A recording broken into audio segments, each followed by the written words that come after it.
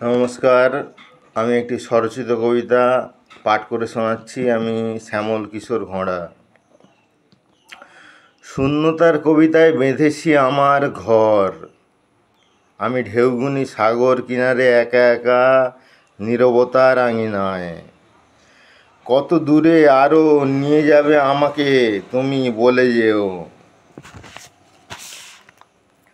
বুকের ভেতরে সকালের আনন্দ রোদ্দুরে জীবনের মোহমায়া খেলা করে। এই পৃথিবীর পাপের ভেতরে ফিরে আসতে ইচ্ছে করে না, আমার জন্য মুক্তি শ্রেয়তর।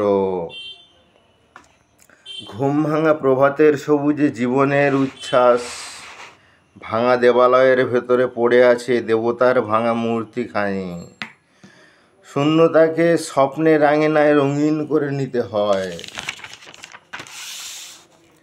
প্রাণের ভেতরে পড়ে থাকে পৃথিবীর গান, অনির্দিষ্টের দিকে চলে যাচ্ছি আকাশে আলোতে।